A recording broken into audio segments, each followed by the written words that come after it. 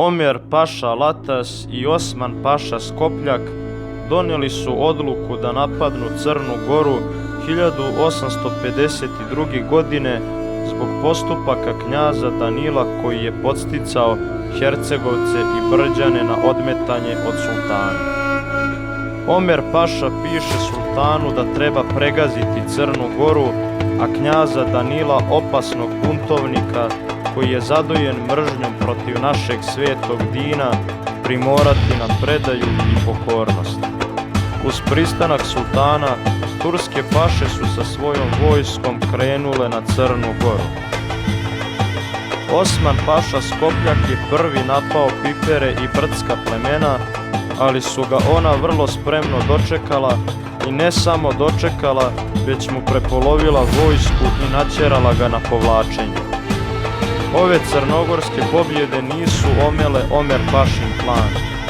On kao glavni komandant rasporedio je svoju vojsku od oko 60.000 vojnika napadajući Crnu Goru sa 5 strana.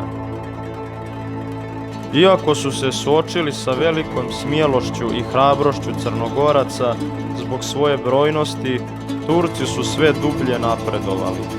Zalazeći sve dublje, namisle da spale manastir Ostrog i mošti svetog Vasilija. Knjaz Danilo, saznavši za ovu njihovu namjeru, poruči vojvodi Mirku da se spremi za odbranu Ostroga. Turski odred pod komandom Ibrahim paše zauzeo je Donji manastir i opsijao Gornji, u kome se nalazio vojvoda Mirko sa 48 branilaca. On je izabrao najhrabrije ljude, među kojima su bili i Novica Cerović i Jole Piletić. Turci su napadali u gustim gomilama, dolazili čak i do prvih vrata, ali su se branioci hrabro borili, riješeni da svojim životima odbrane Ostrog. Pokušavali su i da zapale manastir sa senom, ali su ih branioci u tome spriječili. Posle toliko neuspjelih pokušaja, turska vojska se razjari te ponovi juriš, razbije vrata i uđe u manastir. Uvidevši ovo, Crnogorci ostave puške pa se dohvate kamenja koje je prethodno tu dovučeno i sa njime zaspu Turke.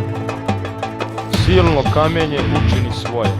U manastiru i ispred njega valjali su se Turci ranjeni i poubijani i uz jauke predavali svoju dušu Allahu. Ovakav otpor omete tursku vojsku i ona u panici odstupi od manastira.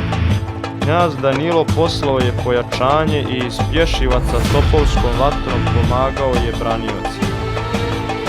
Ibrahim paša je naredio da se ponovo zapali seno oko manastira kako bi Danilu stvorio sliku da je manastir spaljen, a branioci pobijeni.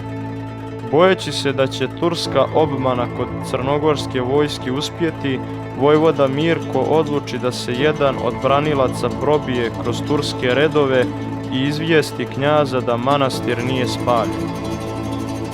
Za ovo je određen Nikola Pekov Mijušković, a u pratnji s njim su još otišli Mihajlo Backović i Sava Petrović. Koristeći kozje staze i tursku nemarnost, uspjeli su se probiti i izvijestiti knjaza Danila, koji je već bio ubeđen da je manastir spaljen. Kada je dobio radosne vijesti, izjutra je poveo vojsku i zajedno sa Perom Tomovim razbio čete Ibrahim paše. Tako su branioci sačuvali manastir od spaljivanja. Po jednom od izvora koje je zapisao Ničifor Dučić, Crnogorci su uspjeli da spasu mošti svetog Vasilija, ali je manastir bio spaljen.